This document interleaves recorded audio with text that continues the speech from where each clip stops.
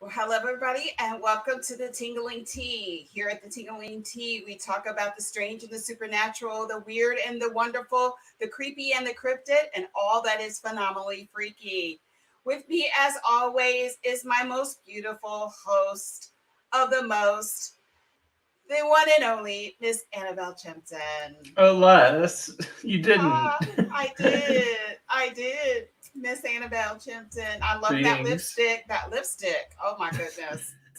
I could never get my lipstick the way yours is. It's so gorgeous. The trick is lip gloss.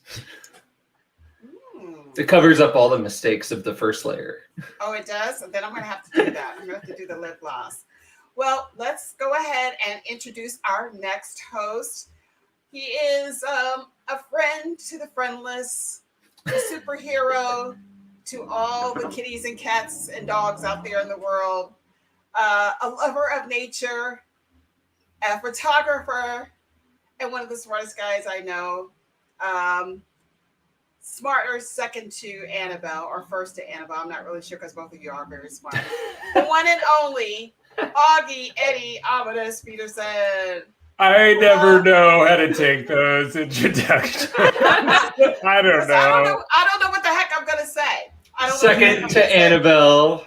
I'm friend to the friendless. Friend to the Lover friendless. of kitties and puppies. Kitties and puppies. Augie Ominous is quite the cultured man. I do love kitties and puppies. I do Yes, love. I know. I have to admit.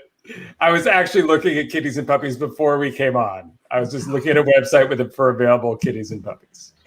I know. Yep. I know. It's true. Yeah. And thanks to Annabelle, I was looking at Eurovision. Yes, that's before I came happening. on. Yes, It happened it is. this week. And I have to say, the choreography and the costumes are freaking amazing. Like, amazing. I'm addicted. Amazing. I love it. Better than K-pop? Better than K-pop. I don't know enough about K-pop to be able to say that. So I'm going to say it's better than K-pop because I don't know any better. Yeah. So if you all don't know what Eurovision is, there was a little movie that came out last year that Will Ferrell did where he, what was the name of that movie? Y'all help me out. I never saw it, but I was curious about it. Well, I thought I'll IMDb it. Hang on a second. Was hilarious, of course, and it was very good. But he goes and he's of I would say Scandinavian background, and he and his friend who have put a band together decide to go to Eurovision and compete in a competition against, of course, someone who is very evil. You know, there's got to be some kind of arch nemesis there. But one of the most funniest, this is how I had an introduction to Eurovision. I had no idea what it was, but I absolutely love that movie. And I can highly recommend Eurovision is going on right now on Peacock. If you don't, it is free. If you don't have a subscription, just sign up. But it is on NBC's Peacock right now. And Augie, did you find out what the name of that movie is? Do you know I clicked on the wrong Will Ferrell on IMDb and I was looking at this like, I don't see any of these. I don't remember any of these on movies. the off-brand of IMDb. Oh my gosh! Yeah, It was That like Will Ferrell. it's called Eurovision Song Contest: The That's Story of Fire Saga. yeah. The story of Saga. It is on Netflix right now.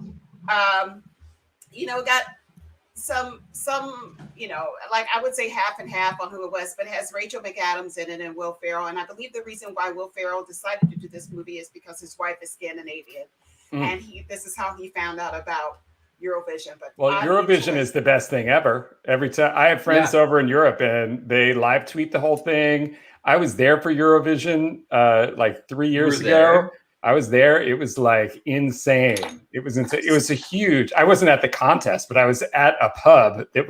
Everybody was going crazy for Eurovision. So it was amazing. So what people don't, what it is, you all, is a competition of European artists, singers and bands. Am I correct? Who come with original music? Yes, and they compete. And this is a huge thing for some countries. This is like to win this crown is like huge. It is. And it's usually a very political thing. It is a very political thing, but the music is astounding. I mean, you're like, why haven't I heard this music before? Where did this music come from? It is just, it's an amazing show. So we highly recommend it. I didn't know what was going on right now, but I'm going to be plugging in, so I can't wait. But definitely check it out. So we have a lot to get through this evening because, you know, we're going to be finishing up our series on AAPI, or Asian American and Pacific Islander Heritage Month. Yep. We have one more show to do where we're going to be featuring films that are horror films, games, and or cryptids from Asian American and Pacific Islanders, and this includes all of Asia, Southeast Asia, and everything. So if you don't like this kind of content, if this is a kind of content that does not appeal to you, you don't like horror and everything, we just ask that you turn us off or turn us down. And if you are watching with a child, please use parental discretion, because some of the content that we do get into is a little creepy and weird. So parental discretion is advised. Parental discretion is advised. Absolutely. So let's go on and let's get into, we have two discussions actually tonight. Augie is actually going to brief us on MUFON. He's going to give us like a little MUFON 101 tonight, so we can discover who MUFON is and what that organization is. Not move on, MUFON. MUFON, M-U-F-O-N. So let's go ahead and let's get into our first cryptid this evening. Our first cryptid this evening, you all, is called the Diao Si Gui. Diao Si Gui. Okay. With a big tongue. Yes. What is the Diao Si Gui? So this is from China. And let me tell you what this is. So the reason why this character looks this way is this is someone who was hung by the neck. And this is usually what happens when you're hung by the neck. Your eyes bulge, your tongue comes out, you're gasping. This thing is like a vengeful spirit that comes out, and it's the victims of, it's either a victim of someone who has committed suicide or a victim of execution. Okay. This ghost is quite common in Chinese folklore, and most of it is known as the hang ghost. The hang ghost. Okay. So these are, they are taught to, they haunt the location in which they died. And according to legend, they appear as a corpse with a long red tongue that hangs out of their mouth, and they try to convince passerbys to join them in the afterlife. So in other words, with their tongue hanging out? They try to convince, yes, they try to convince you. So I imagine in the afterlife. Well, I'm sure they don't speak. I'm sure they don't speak. And if they Augie, do, that was a good impression. Yeah, I'm sure that if they do. I'm sure if they do, I'm not paying attention to you, Augie. But I'm sure if they do speak to you, either they come as they were before they died, or they drive you to madness so that you will commit suicide. And I'm sure that that's their tactic. Horrifying. Anything with a big tongue like that just freaks me the freak out. I can't. And bulging eyes. Yeah. Yeah. So that's the Diao Si Gui. And I hope that I'm saying that correctly. I don't know. I don't speak Mandarin or Cantonese, so I'm thinking that's how you say it. Diao Si Gui. Diao Si Gui. I would love to know what the sightings are of this. How often people see this. Is this something that parents warn their children about to keep them inside? Yeah, there is. Okay. The history of this is that it is often talked about, that this is a very common ghost that people see in Chinese culture.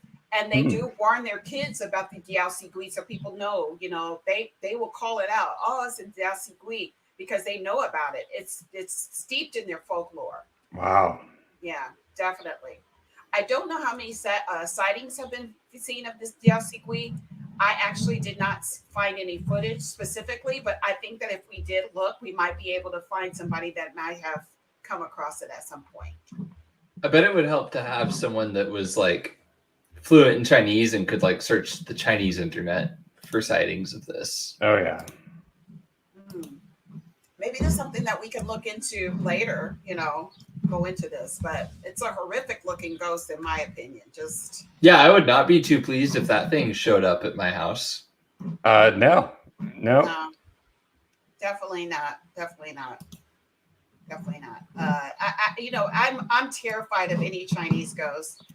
As you all know, one of my favorite games that I ever played was Fatal Frame, and this particular ghost, I think it was called the broke necked woman. The broke necked woman was chasing you throughout, and was someone who was hung, and it was just terrifying to me.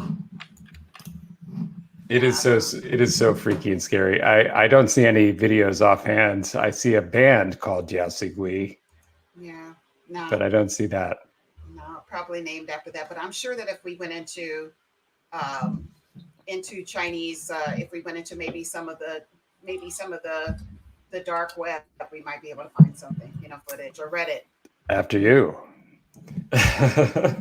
Dark web. I heard web is not the same. If you play the elevator game, you get to the Chinese internet.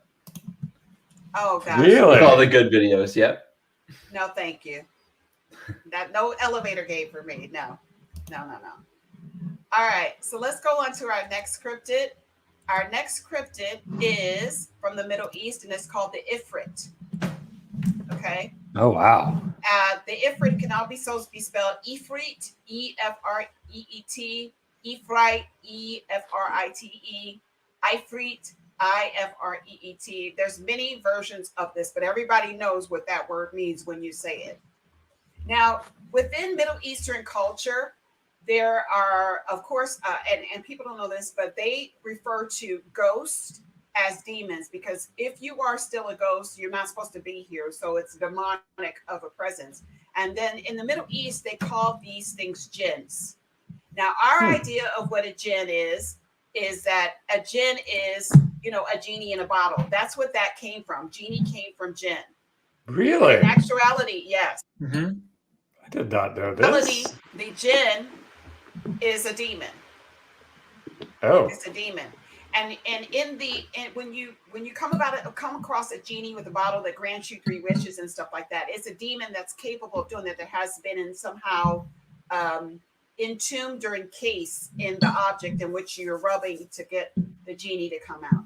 But a jinn is actually a devil. So this is part of the jinn society class, and this is from Arabic and Islamic folklore. Okay. They are a class of infernal jinn noted for their strength and cunning. And Ifrit is an enormous winged creature of fire, and it can be either male or female, who lives underground and frequents ruins. And Ifrits live in a society structured along ancient Arab tribal lines, complete with kings, tribes, and clans. So Ifrits can have kings. They can have a king of Ifrits, they can have a tribe of Ifrits, and they can have a clan of Ifrits. Okay. They generally marry one another, but they have also been known to marry humans. And I'm believing that might mean what the Nephilim are. Now, in biblical folklore and in the Bible itself, they call angels that have fallen Nephilim, that actually saw how beautiful the women of earth were, and they decided to marry them. And that's where we have giants come from, because these things stand at least 7 or 8 feet tall. Wow. Yeah. You're really teaching me something tonight. I know nothing about this. It's amazing. Yeah.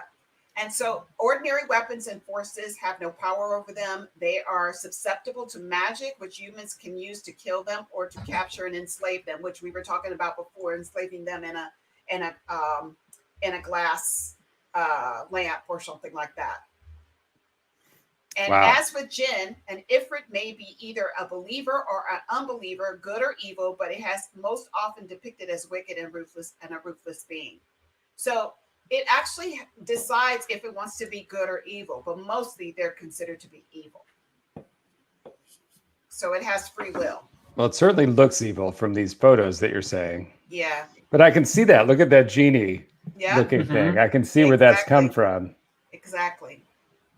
And you notice he has a lamp right here. Yeah. So he called it Ifrit. Wow. But it's a class of jinn. Yeah. And this is also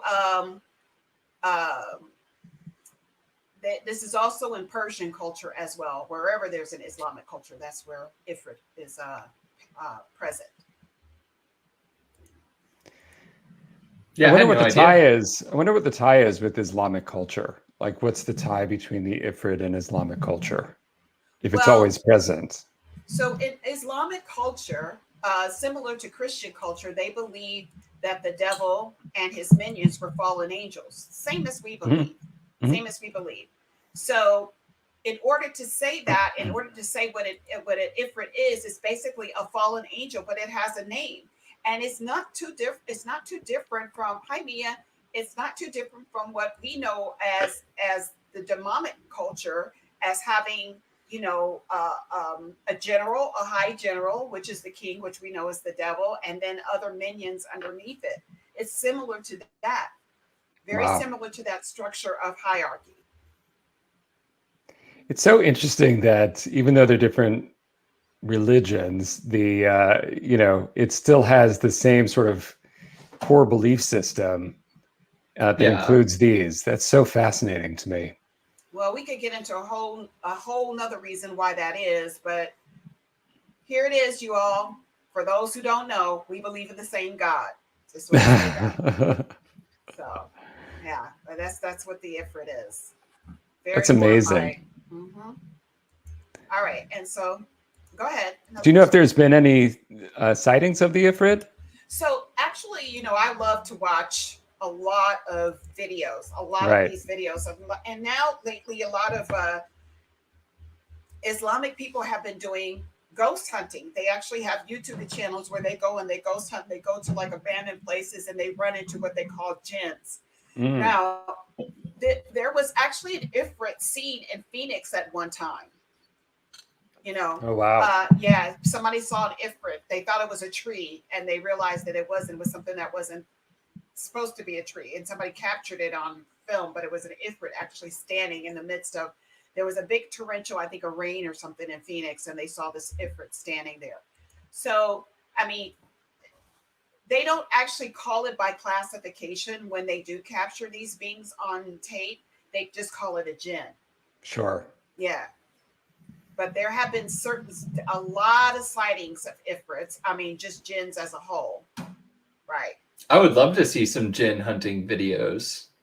Well, maybe we'll bring that up next week. Let's highlight that. Yeah. I will bring some of the videos that I've seen. Heck, and some of the best yes. ones. Some of the best ones. That sounds like captivating content. Yeah. I am all in. All right. And then we can go gin hunting together. Oh no, thank you. Can we drink gin while we watch gin hunting? Yes. I heard the more gin you drink, the more likely you are to see a gin. That's what they told you on the Loch Ness Monster cruise. If you ever go to Loch Ness and you do the boat tour, they say the more you drink, the more likely you are to see the Loch Ness Monster. I will test that theory. Yeah, well, Rob, definitely come back when we show some of the videos next week, and I'll bring those up. I volunteer as tribute. Okay. To become the gin.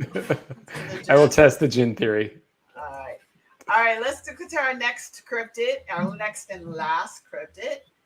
So this particular cryptid is out of Japan, and this cryptid is called the Tengu. Okay. Yeah. So this creature is believed to live in the mountains and forests of Japan, and has long been its domain. And it's most famous and ubiquitous. It's one of the most famous and ubiquitous creatures in Japanese folklore. It's a bird-like creature of the sky and trees, and they used to be the protectors of the mountains in Japan. They are related to another creature in China that is actually the same type of thing. They call it the Garuda, or a birdman in Hindu. So this thing, and it's also in Buddhist folklore. So this thing has had a presence all over Asia, period. They have different names of it. Wow. And it has wings. So it's like a bird demon. Right, a bird demon or whatever it is. They don't know what it is.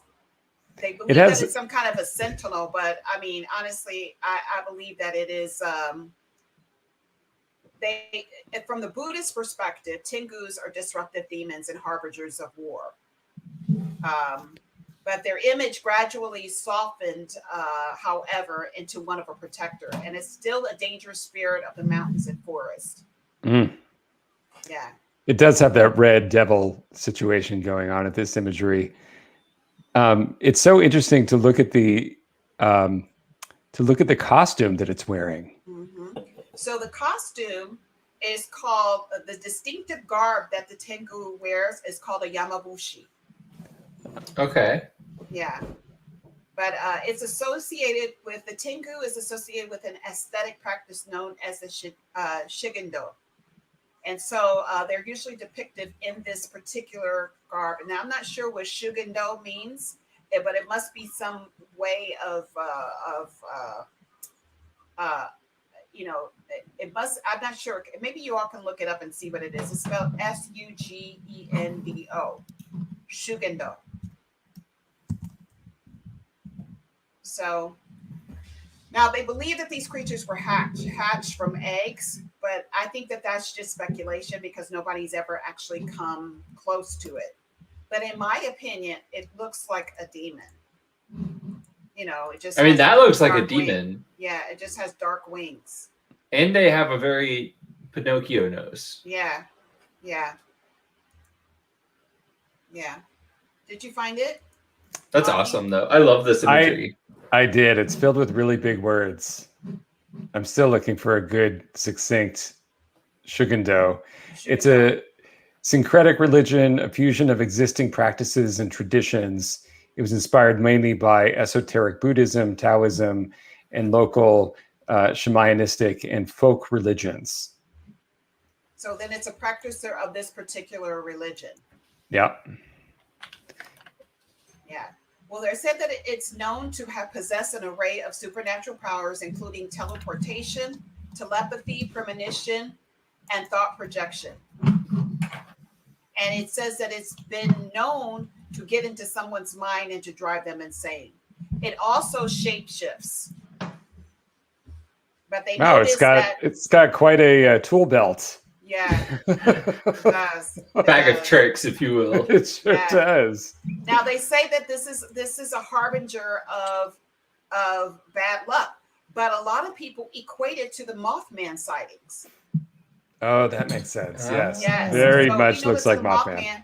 Mothman. That was part of what I was wondering is this like a malicious cryptid? Because I'm getting the feeling it's not super malicious. Mm-hmm. Like there's worse cryptids to run into, but right.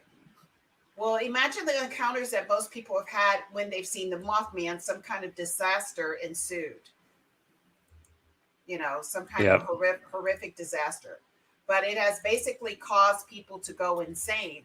I mean, it could definitely be a Mothman sighting.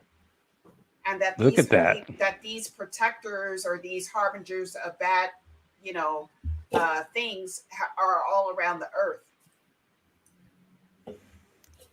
All of these photos are amazing. Yeah, I want to thank whoever the artists are. I did not get to give their names as far as who did these drawings. I mean, if you want to go online and look at them, some of these are drawings for depictions from games because these creatures have been put in games as well. Mm-hmm. But definitely they're just amazing. Yeah. So it can be a good thing or a bad thing. Well, mostly it's a bad thing. I've seen this mask. I've seen this mask before. Yeah. Often during no theater, you will see theater. You will see this mask as the Tengu being either depicted as a harbinger of bad news or a demon. I have a no mask right in the other room. It's not this mask, but it's another one of the no masks. Yeah. Yes, that's where I've seen this. But whatever it is, it's not, it doesn't, I guess it depends on your perspective of it. Is it a good thing that you were warned that something bad is about to happen? Or is it a bad thing that this thing appears when something's about to happen? So I think that has something to do with your perspective. But according to the Buddhist monks, it is a bad thing. It's a demon. Mm. and I'm more likely to side on what they say. Me too. Yeah, I trust them. Yeah, I do too. And like, what are they in it for, right? Yeah, what would they know? And Buddhism, as as a rule for who they are as being peacemakers and becoming, in their right mind and one with the earth. I would imagine if they know this thing to be disruptive, then it is. So. Well, I wouldn't want to meet one. That's for sure. Definitely not. Definitely not. All right. That's amazing. Thank you for that. Yes. You're so very welcome. You're so very welcome. You taught me something tonight. SistaSlaya. Yeah, I love that kind of stuff. That's like my favorite thing to watch, especially now these new Jinn sightings that people are having when they go around. So I can't wait to get into that next week. So now that we've done Asian cryptids, let's get into our Asian films. Okay. Okay. So we were gonna go ahead. What are you gonna say? Oh, this is another thing. Like this entire month is something that you're teaching me. Asian horror is like a genre that I have not gotten into. So now my entire watch list is filled up. Yep. Wait till I give you some of these tonight. Yeah. Yes. Yeah. So you're gonna love this. So the first film that I'm gonna highlight is one of my favorites. One of my favorites. It is called Dumplings. Okay. So it has one of my favorite actresses in it, Bai Ling. Bai Ling has been in several films that you've seen her, but I can tell you that whenever you see Bai Ling in a movie, she's gonna bring the sex. She's very sexy. So trust me that there is this component to this particular film. But in this film, she plays a woman by the name of Aunt May. And she is a former gynecologist who performs abortions. And then she makes dumplings at the same times with miraculous youth restoring abilities. Wow. So you can just imagine where this is going. So an actress who has been known for her beauty and everything, Mrs. Lee, played by Miriam Young, a former actress, she's desperate to make her womanizing husband, Tony Leung Kai-Fai, pay attention to her again. And she initially refuses to eat these dumplings because she goes there to do this. But however, after discovering how potent they are, she offers to pay May any price for more of these dumplings. And things are complicated when May is forced to flee the country and the dumpling powers begin to fade. Nice. Uh-oh. Yes. And what happens as a result of that? So this is Bai Ling right here. This is Aunt May, Auntie May, who's making these particular dumplings. But just imagine, you all, you gotta think about this. This is the womanizing husband. You gotta think about this. Consider this woman is an abortionist and she makes dumplings. What could go wrong? I don't know. It seems perfectly legit to me. By the way, the womanizing husband always has a collar like that is undone. Yeah. Like that is womanizing husband 101. 101, right? Right? Yes. Definitely. You must have everything unbuttoned. Yeah. I'm starting to wonder what she's been feeding him. and a slick and shiny shirt at that too. That's right. It's got to be slick and shiny. It's got to be iridescent. Yeah, it has to be. But this is one of my favorite all-time movies as horror goes. One thing that I can tell you about Asian films that they do differently, there is an element of gore there, but it's more of a creepy gore than it is like, slasher gore. It's more of a creepy gore, like you're like, oh my God, that kind of gore. But this is one of my all-time favorite movies.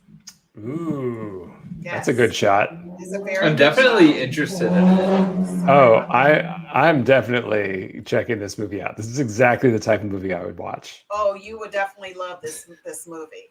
Oh yeah. This is Aunt May making the dumplings for her to eat. Of course she is, with the special sauce. Yes. Special sauce. And here are the dumplings, the final product. Does anybody think that looks like something?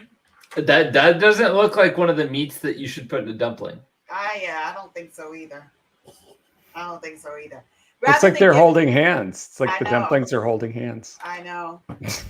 Thanks, Augie. Yes. They're holding hands. They're singing "Bring Around the Rosie." I'll never eat another dumpling again.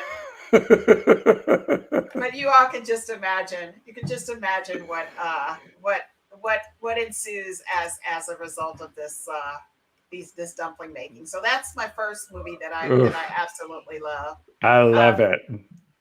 The next movie that is on my favorite list is a movie called Thirst. So if I could describe Thirst as a particular movie, I would say Thirst is a porn vampire story. Ooh. Okay. You had me at porn.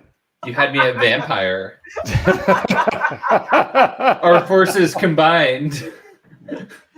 So this is a Korean film. Okay. In this particular film, this priest and a priesty porn vampire movie. A priesty porn vampire movie. So why is she always upside down? Why is this chick always upside down? I don't understand. Well, this is supposed to, I guess, that's supposed to be a passion picture. It's supposed to look as if it's passion. But anyway, this was directed by Park Chan-wook. And in this movie, Sang-won, a Christian priest who, in order to help find a cure, volunteers to be infected with the virus that's devastating Africa. And he's left with an intense craving for blood and sex. As a hospital visitor, he can quench his thirst for blood, and an intense affair with his unhappily married Taiju provides him with sexual outlet. As their relationship develops, Sang-yoon is left struggling to hang on to his old morality. So he's struggling. He's infected with this virus that causes him to crave blood and sex. He has an affair with a woman who is unhappily married. Okay, he breaks all of his priest codes, but he realizes that he's going down this path, and it's not a good path. And it's not, He's like, oh well, I'm infected. Yeah, I have an excuse. But he's struggling with his morality at the same time. He's struggling with that his sounds morality. Good. That sounds like a good story. So now here's the thing. Now a lot of people don't like this one because this is typically Korean horror. And if you know anything about Korean horror, there has to be some modicum of sex in there, and just people actually literally debasing themselves to getting into their most, base needs and desires. Because I guess because in film, any repression they have, they can put it out in film. So that's why people call this like vampire porn. Well, I'm all for it. I'm in. But this is one of my favorite movies, by the way. It really is. It's one of my favorite movies. And so just remind me of the name again. I'm sorry, I missed it. It's called Thirst. Thirst. Okay. Yes. Thirst. I knew it was a one-word thing. Yes. But this looks interesting. Very interesting. It's very interesting. You can tell he's second guessing his behavior. Yes, morality in this. He's like, I shouldn't have done that. Right. Exactly. But it feels so good. Yeah. But I mean, honestly, it just is one of those films that it's beautifully shot, of course, because it is that. But it's just, it's. I would say that it's got like a 79%. It's probably top Asian films out of 100, and 80% Rotten Tomatoes. Yeah. Well. Ooh. Yeah. That looks fun. There's always an element in some of these movies that have these like really amazing angles. They look there's something very unique about it. Like look how beautiful this is framed. Yes. This image is framed. Yes. I mean, it's just so thoughtful and gorgeous. Yeah. And I mean, it's just art. Yeah. Asian horror is art. Asian film as a whole is art. Not only are they creating a story, but they're creating art. I forget who the YouTuber that did this, but there's a YouTube video that's like if every frame a painting or every frame a picture or something, and they talk about how good movies basically have the setup so that every single frame is like perfect. Yeah. And it looks like it's composed intentionally rather than just, streaming video. Right. Well, if you think about it, though, from the director's perspective, when he sets up a shot, he lines up a shot, he always does this because he wants to see how it's going to look. He always does that, how it's going to look from the point of the camera. He doesn't do this? No. He doesn't do that? He doesn't that. He doesn't do that. He does this? No. Okay. Let me see. I hate these straight directors. They never get it right. Yeah. But that film, like I said, is a very fresh and clever film. I mean, I don't think that I would have ever used this analogy to describe a vampire story. So it's very good.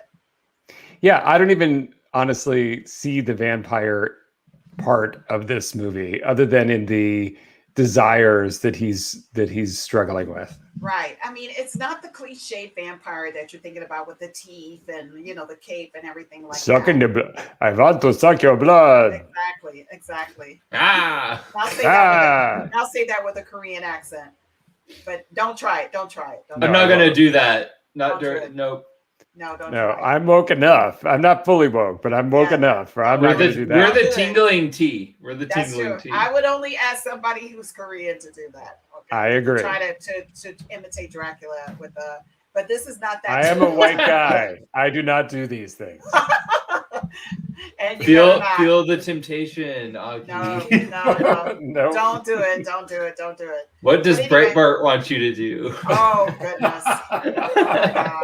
Let's not even get into that. Yeah, let's go back to the horror. Yeah, let's go back to the horror. So my next film that I totally love. You have another one? You have outdone yourself tonight.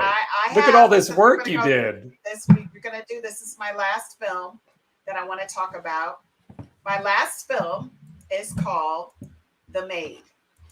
The Maid. Okay, The Maid. Right. Yet another image of hair falling down in front of a face. Well, with hair's a big, the hair is a big thing when it comes to Asian culture. It really is. Okay, so in this particular movie, and let me just bring up the other pictures. Okay, so this is the 2005 version. I just want people to understand there is a new version right now on Netflix, but this is the 2005 version. This is where I got introduced to the movie. So a maid by the name of Rosa, played by Alessandra De Rossi, accepts a job as a maid in Singapore, helping to care for the Teo family's mentally disabled son. But her arrival turns out to be catastrophically ill-timed. It's the 7th month of the year, which according to local superstitions is when the forces of the underworld are capable of unleashing their evil on Earth. Soon this newcomer finds herself beset by nightmarish visions about the horrible fate of the family's previous maid. Yes. So if you don't know anything about this particular time of the month, this is when people actually honor the dead, and they put food on the streets, like fruit and stuff like that, and they light, incense to honor the dead. Because in Asian culture, there are a lot of hungry ghosts. People who in their normal life would eat, drink, sleep, love and everything like that. They still are attached to these physical needs. And so they place the food and everything out there to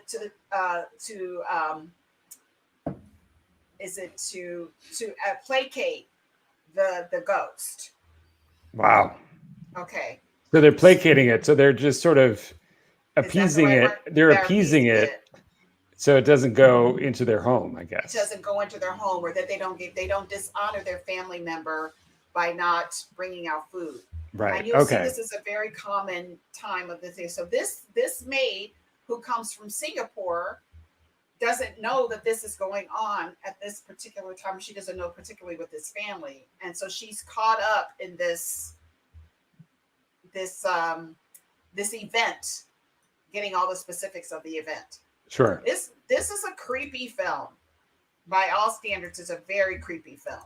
Now, this is from the latest version of it that's out right now on, and I'm not even sure if this is a remake that's on Netflix, but if I wanted to recommend it to anybody that's watching this, go and watch the 2005 version. Okay. If you can find it. Yeah. So the story is of the maid that shows up and in the middle of this event that happens on a monthly basis, I guess. Mm-hmm. And sort of, I guess something went wrong. Well, she's replacing the old maid. Okay. So, but the way when she's hired is the 7th month and the 7th day of the 7th year. Oh, so that's bad, I guess. As far as the people appeasing their ancestors on this particular day, yes. Yeah. I just want to get the specifics. It's the 7th. It's the 7th month of the year. It's the 7th month of the year. So it's the month, whatever the year is in the 7th month that they do this festival. So the 7th month is July. July, yeah. But I'm thinking this is more a lunar month. I'm thinking the same thing. Yeah, it's lunar. So this I've got nothing for you then. So this particular movie is currently the highest grossing Singaporean horror movie at the box office. Oh, okay. You're kidding. I don't know if I've ever watched a Singapore movie. Mm-hmm. Yeah. Well, I'm going to Netflix and going to watch this. Yeah. But if I could find it. If I could find the earlier version. Don't watch the new version. Look at the old version. Definitely look at the old version. But definitely one of my favorite films. Oh, things are happening. Yeah. Bad things happening in this movie. I'm telling you, it's you know. Look at this picture. Yep. Perfect. Beautiful. Isn't it gorgeous? Mm-hmm. It really is. Every frame of painting. Every frame. It is. Really. I mean, the subject matter might not be great, but it's beautiful to look at. Yeah. Definitely. Oh, but that's it for our Asian horror. Well, I'm exhausted. That was a lot. Yeah. Let's hear your subject matter this evening. You brought that. I'm embarrassed. I'm embarrassed to share my stuff after all that. It's only it's only because I have a love of that genre that I can bring it. I can bring it, but it's only because I have a love of that genre. Your segment's gonna be really good, Augie.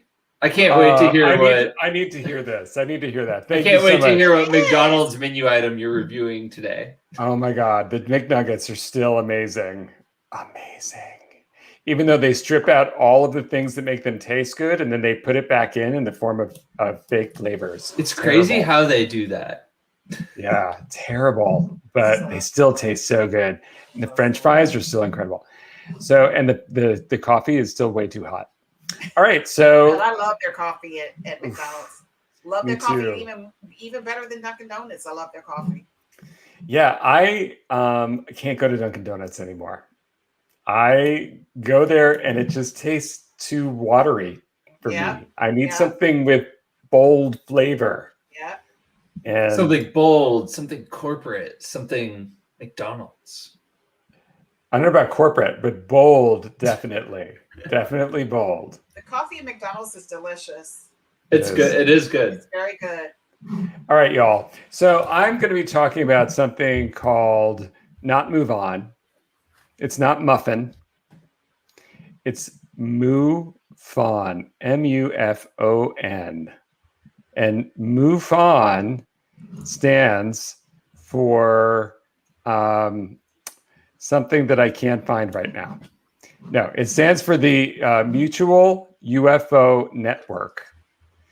And the Mutual UFO Network is something that I stumbled across when I was trying to do some research on, all the UFO sightings that are being released now from the Pentagon. There was another one since when we talked last.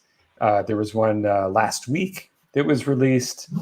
And so it definitely feels like this is getting momentum. This topic is starting to sort of go into the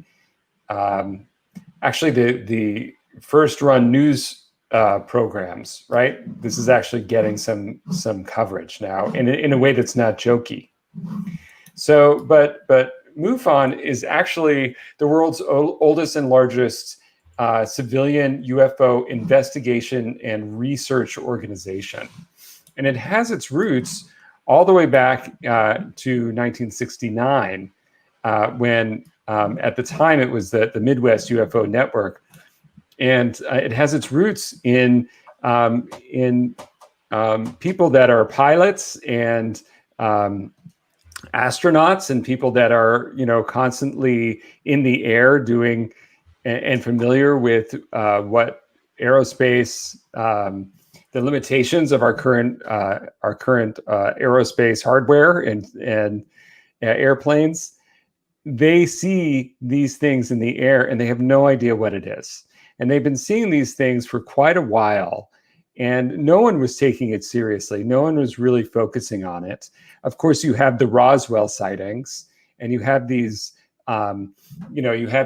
these stories that come out, but it's all sort of suppressed. The government has an official line that says, that was a air balloon, or that was some sort of, test something that was going on, and they dismiss it. But this group of professionals wanted to get together and really study them.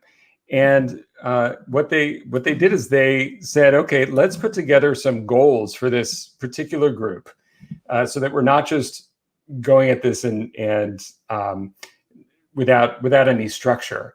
And what they did is they created these 3 goals for them to follow. Now, the first goal is to investigate UFO sightings and collect the data in the MUFON database for the use of researchers worldwide. So ultimately, what they want to do is look across the world and create this network of UFO enthusiasts that would document their experiences and capture them all in a centralized database for people to study. The next goal for them would be to promote research on UFOs to discover the true nature of the phenomenon, with an eye toward scientific breakthroughs in improving life on our planet. And that's a big part of what they do. They actually have an annual event, conference where they all get together.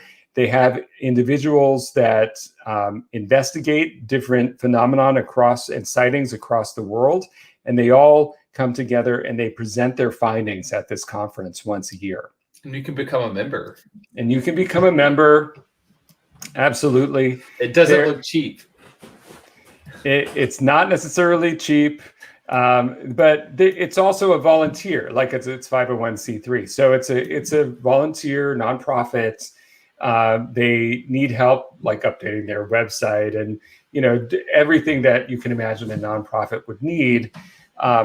And what I love is that they really do apply the scientific method to what they do. They really are here to find out insights and learn from all of these observations that they can do, that they've found and people have reported to them. Now, also, you can apply the scientific method to like a video that comes in or something like that. So there are certain limitations to what they can do, but they apply the scientific methods to everything that they can possibly get their hands on.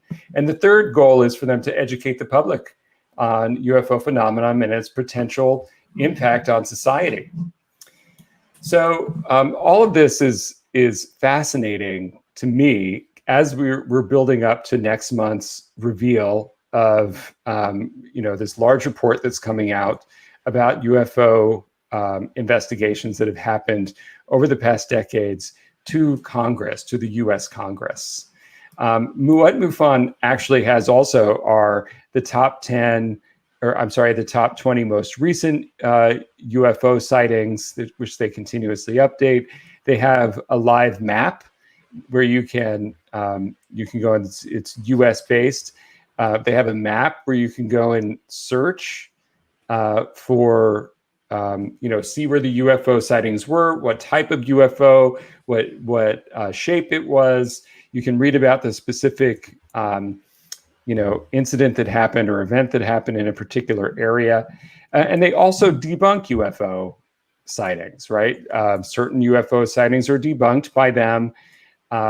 So they just debunked one because it was part of a weather phenomenon. And this is all in the service to finding if there's, or number one, believing that there's other visitors visiting us. And number two, seeing what we can learn from them, if anything, and sharing that broadly out. So they're all hyped up, ready for this release of information that's supposed to come out in June. And really what they're hoping for is to be legitimized, because they were always sort of made fun of and laughed off and all of this. And these are genuinely things that no one can explain. Well, this is one of the reasons why I was going to say that this is why they are so stringent about checking to see if these are real credible sightings, is because they have been laughed at in the past as becoming, delusional and stuff like that. But now their credibility is sanctioned by what we are getting from the U.S. government now of all these sightings that have actually occurred. So it justifies MUFON, because they've been gathering this information for years, but they were the laughingstock. Even when they proved that things were actually right, people who were talking in MUFON, people who were coming to speak at these conventions, were laughed at by the U.S. government because the U.S. government was denying it and saying no, it never happened. Yeah, absolutely, and the way that they are, what I love about them is the way that they approach it is very scientific. They have white papers, they have proceedings where they talk about it. They have annual reports, they have sort of video testimonies, they have historical artifacts that you can go through. They have opportunities to volunteer for them where you can help sort the information as it comes into them. They are trying to really be systematic with the way that they approach the information. There's not enough people to review all of this information, which is why they need volunteers. I like it.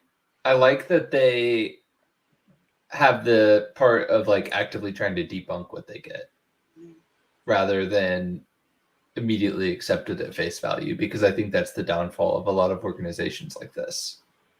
Sure, they're biased toward wanting to prove something right instead of really, and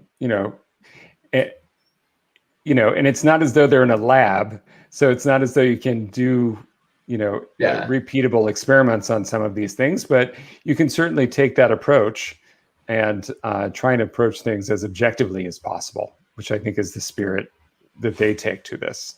One thing that I do remember about MUFON, and it was also on Coast to Coast, was the fact that there was a gentleman who had escaped a facility, not necessarily escaped, but he had gotten out from a facility where they were working underground with UFOs to tell them that these things did exist. He told them all about how it was set up underground and everything. And he was afraid because he called from a payphone that they were triangulating on him, basically, that they had found out where he was. And the phone call went off abruptly while he was on the radio show explaining what he had explained and saw and witnessed. And now when you see these cases, and you hear about these cases that went on in the past, people who mysteriously died under strange circumstances, who were exposing these underground facilities that the government has allowed these aliens to have, people who have died and jumped out of a window and stuff like that. Now you have to think back at all these cases and say, hey, These people were actually telling the truth. Were they then, demise stuff? Did somebody get rid of them because they weren't ready to display this information now that they're so readily going to be giving us as the public? These people were telling the truth all along. Yeah, you can definitely go onto their website, and I highly encourage people to go onto their websites and read about these historic cases. You can go to MUFON.com and you can read about them, and they're very much tied. You can see video links of people that were told to meet aliens from the Eisenhower administration, for example. You can these are people who later in life divulged this information about what they did for our government, for the U.S. government, to help investigate these things, and they wanted to tell their story before they died. So there's it's really a wealth of information in their website. You did give us a video of a witness from Roswell. Do you Yes. want to play that video? Sure, let's do that. Let's share that. Also like to give a shout out. Les, you said Coast to Coast, and that is a radio show I have not listened to in a long time. I love that radio show. But that's a show that I fondly remember listening to with my dad on like overnight road trips. And it is that. It is. It like comes on at like 2 a.m. or something, and it's. We know now Coast to Coast is on YouTube. You can listen to our past episodes on podcast and YouTube. Oh, awesome. I'm going to have to check that out. So let's look at this. The materials that we picked up weighed anything. Looked like it was weightless. You couldn't feel that you had anything in your hands. I found one piece of metal, what looked like metal anyway. It was not flexible, but it was as thin as a foil of a pack of cigarettes. It was that thin. One of my boys told me, he said, there's something unusual here. He said, I tried to make a dent in this metal. He says, you can't bend it. You can't make a mark on it. He says, I took a sledgehammer and whammed it. I put it on the ground and whammed it. The sledgehammer bounced off of it. He told me not to say anything. He says, I'll handle it from now on. And that's exactly what he did. When he came out, he said, he told the press that was there, he said, that was nothing but a weather balloon, crashed weather balloon. It was definitely not a weather balloon. And it was an aircraft. So what it could have been, I wouldn't know. I still don't know. They took pictures, of course. They had a whole flock of microphones there. They wanted me they wanted some comments from me, but I wasn't at liberty to do that. So all I could do is keep my mouth shut. And General Ramey is the one who discussed, told the newspapers, the newsmen, what it was and to forget about it. It was nothing more than a weather observation balloon, of course, which we both knew differently. We left Roswell perhaps around 3:30 or 4 o'clock in the afternoon. As you can see, it's flat. It is very difficult. In fact, with just verbal directions, we know where to find it. We had to follow the rancher out there. The following morning, we went out to the site where the crash was. And what I saw, I couldn't believe there was so much of it. It was scattered over such a vast area. So we proceeded to pick up as much of the debris as we could, loaded in a wagon. We filled that up. It took us a good part of the day to do that because there's such small fragments that we had to do a lot of picking. We found a piece of metal about a 1.5 to 2 feet wide and about 2 or 3 feet long. Felt like you had nothing in your hands. It wasn't any thicker than the foil out of a pack of cigarettes. But the thing about that got me is that you couldn't even bend it. You couldn't dent it. Even with a sledgehammer would bounce off of it. So I knew that I had never seen anything like that before. And as of now, I don't know what it was. It was not anything from this earth that I'm quite sure of. Because being an intelligence officer, I was familiar with just about all materials used in aircraft and our air travel. This is nothing like that. It could not be. It could not have been.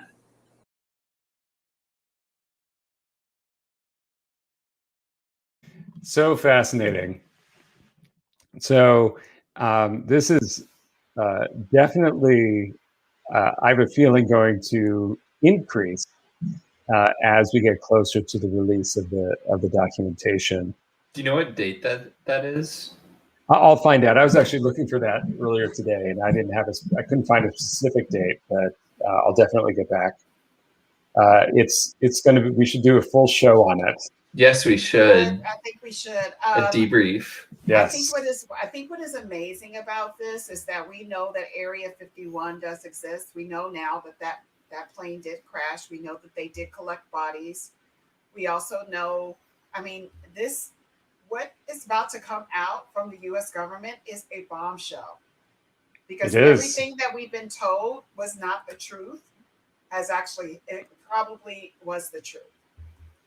Yeah, I agree. So buckle up. I think we're in for a bumpy ride. I can't wait. And when is the release date of all this information?